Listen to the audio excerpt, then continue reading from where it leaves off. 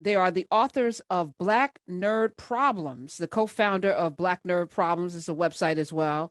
Let me welcome Mr. William Evans and Mr. Omar Holman, self-proclaimed nerds. Welcome to the Karen Hunter Show. You're on with Dr. Carlotta Berry.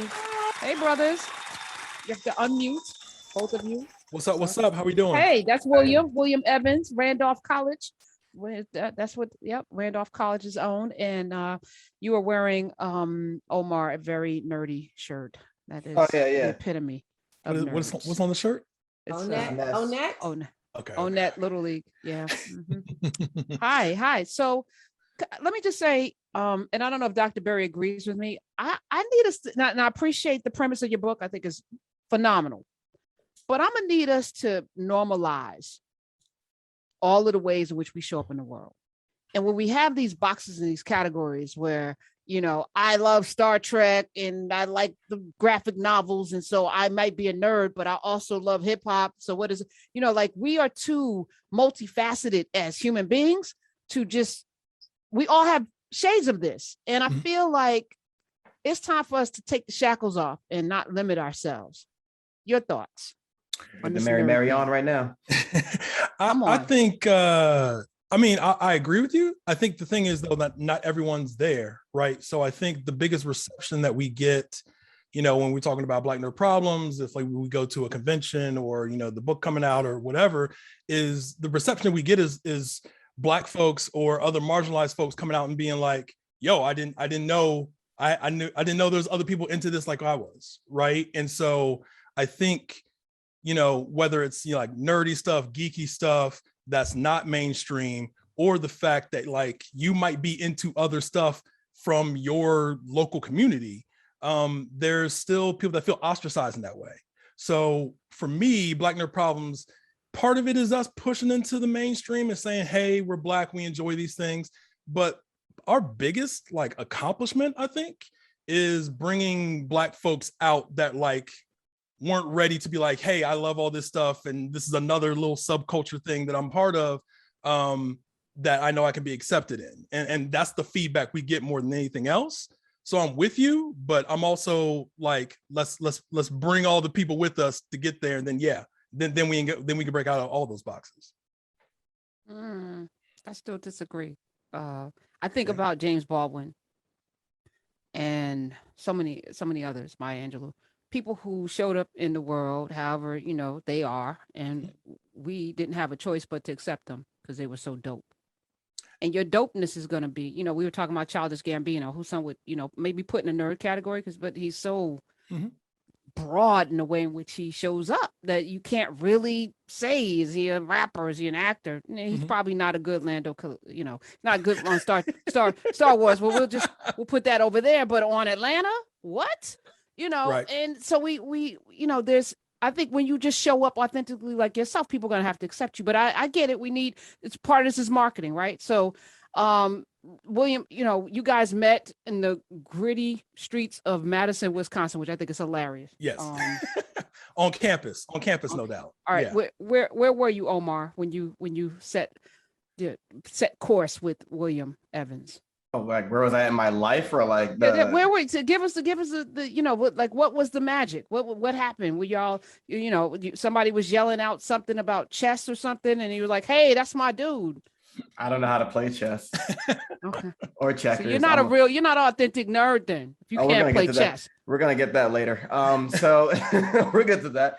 I met Will. We were on separate teams. I was from New Jersey, from Ohio. We met in Wisconsin, and by then I was going by the story Will loves of this is that I was going by my stage name by the time. So we were introduced, and he's like, "Oh, this is William. This is Ion." And Will goes, "I don't what?" He's like, "I'm not calling. What's the name your mama gave you? Because I ain't calling you that."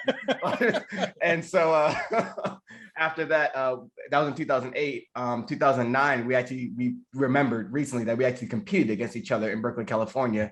2010, our teams competed against each other in poetry, and then we were he beat me, by the way, the individual. I wasn't gonna mention that. that. Okay, wait. So we might not be here if I won. Okay, so there's such a thing as poetry teams. Slam poetry? Is it slam poetry? Yeah. Well, poetry's multifaceted as well. You know what I'm saying? But Carla, you're right. Yeah, we was in the slam and we met at the National Poetry Slam. Okay. And then we actually went head to head against each other at what was called the Individual World Poetry Slam. So that's, you know, as the name implies, a National Poetry Slam is comprised of teams. So I was on a team from Columbus. Omar was on a team from New Jersey. What part of Jersey? Hold on. What part of Jersey? I'm from Hackensack. That team was from, we were in Red Bank at the time in Freehold. They're called the Loser Slam. Well, there you go. That's what happened. So Will, do you remember what you beat him? Give us a couple of bars from the it don't work like that. Slam. It don't work like that. I remember none of that. That was a lifetime Your hair is like no. We're gonna go with poetry today. We're gonna go with poetry. We're going 1991. Right. Yeah. Your glasses. I wish I wish I knew, but I've had a whole daughter since then. It's a lifetime ago. Did them poems. All right. So are your majors in journalism or in English or English major? English major. I was an English major, but I was not using it. I guess I'm using it now. English major. As Karen pointed out, from Randolph, I just got my MFA from Randolph College. So that was my path still. Yep. Nice. So how do you come together to do a book called Black Nerd Problems? And what are, and these are essays. Give us two Black nerd problems and one from each of you. Omar, give us a Black nerd problem. All right, we try to cosplay as a character you enjoy, cosplay dressing up as a character, paying homage to them. And it's like, oh wow, you're let's see, who can we go with? Oh wow, you're Captain America. That's great, but Captain America's not Black. Like, fam, can you just let me listen? I got the shield. All right, I ordered this. You know what I'm saying? Oh, those were talking Isaiah Bradley, the first one. I was gonna say, wait a minute now. If you really about that life, you know Captain America absolutely was Black and is gonna be Black in this new one that's coming out. So the Steve Rogers version, if you're going with that version of him, or let's say you're. And there's no Captain America without that vibranium from Wakanda. So let's just stop all of that. Shield. So that is one, like just trying to cosplay the character or a Japanese character. And it's like, oh, well, they're not Black. They're not white either, man. They're Japanese, man. What are we doing?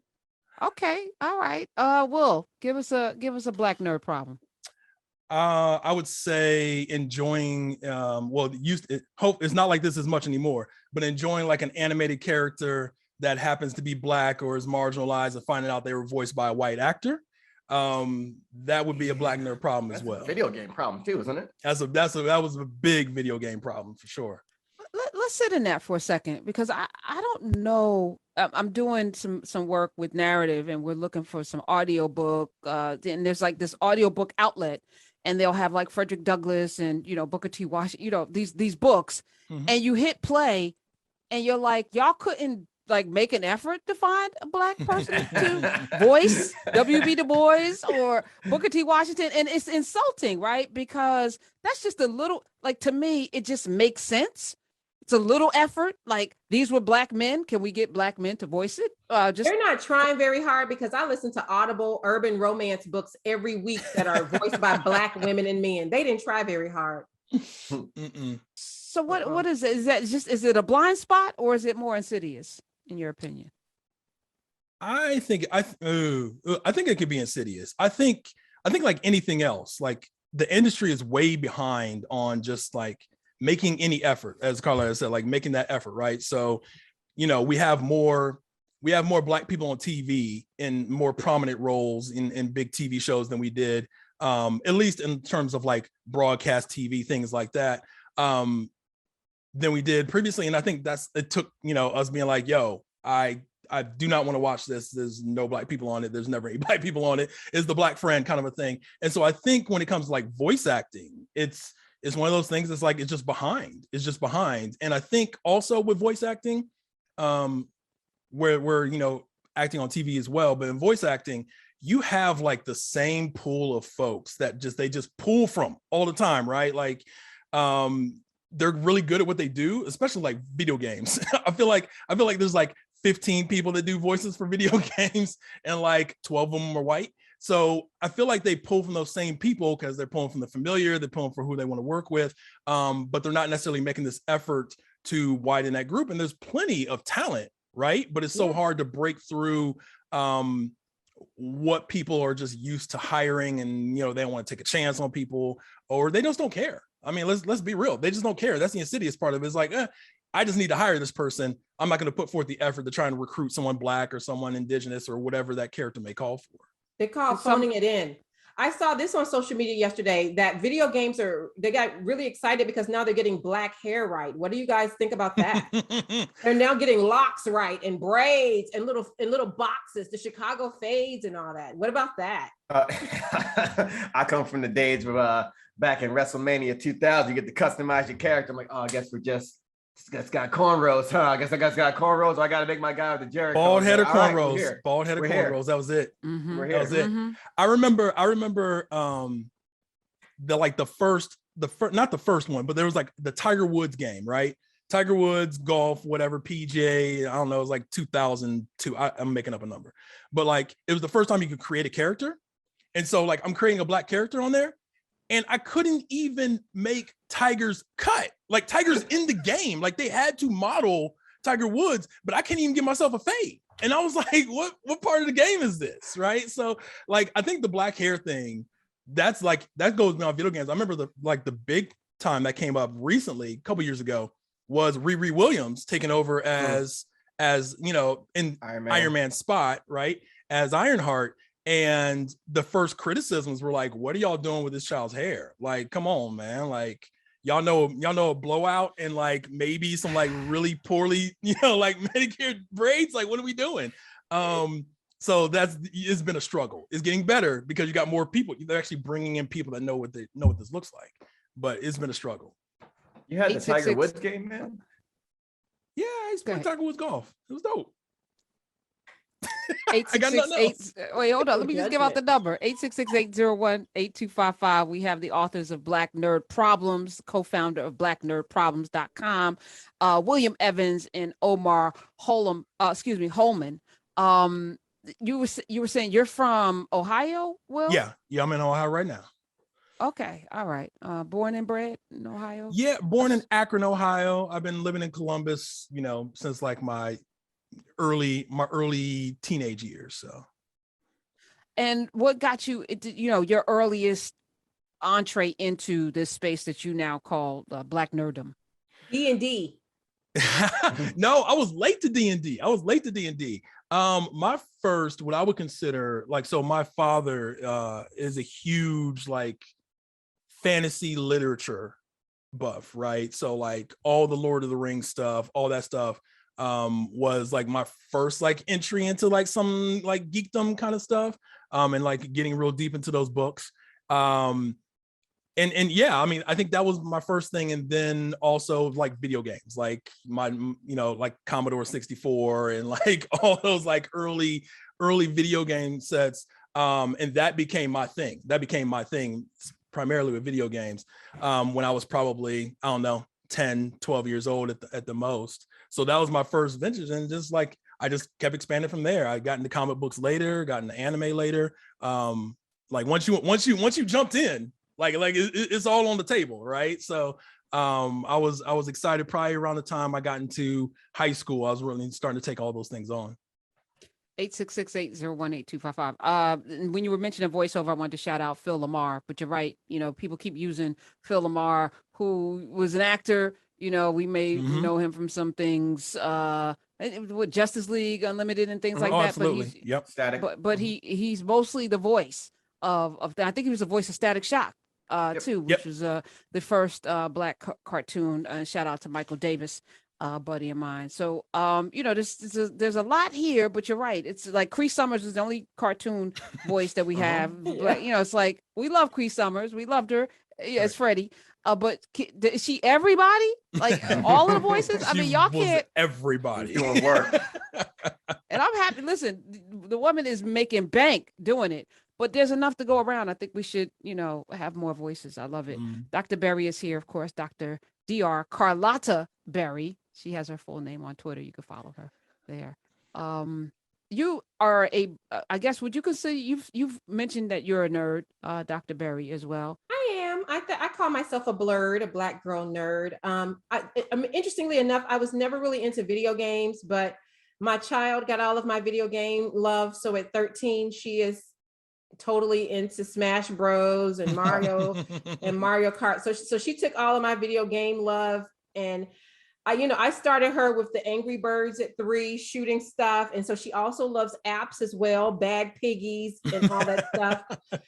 So she got all of that. I was really into Barbies. I was late to the nerd game as well, but now I would say I'm a full-blown nerd, but I'm also very multi-dimensional. So I have lots of other interests as well, like, reality TV. Can I say on the other side of that?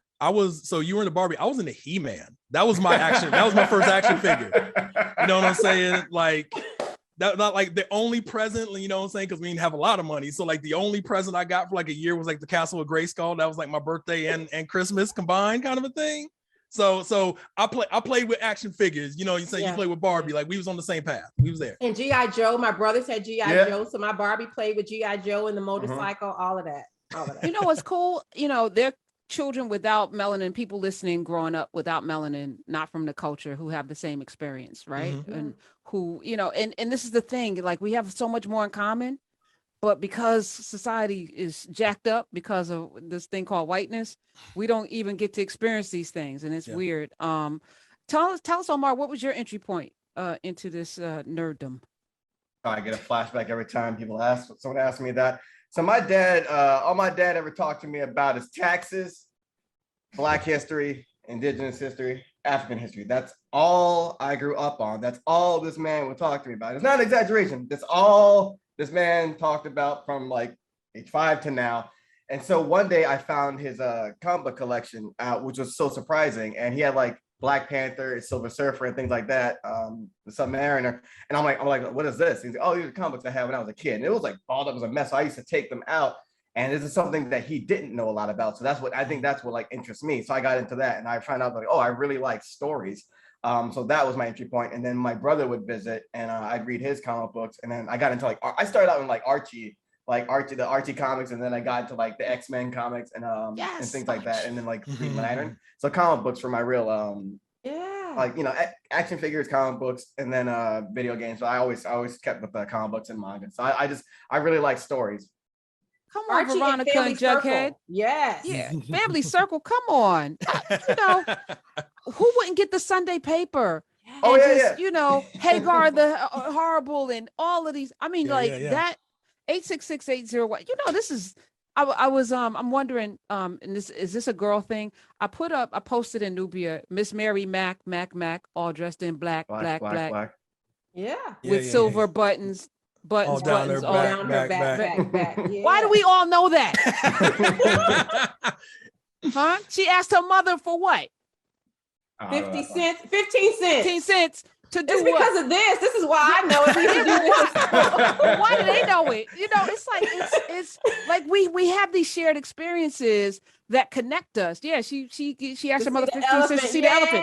Yeah, Junkie Lindsay's showing out. Yeah, and Lindsay's younger. She's like 20 something. Like this spans generations. Right. But there are things that connect us, which is why, it's like when we start labeling things and this intersectionality, no, we're just people who have shared experiences that we, that shape who we are, and we should be able to be free to explore all of that.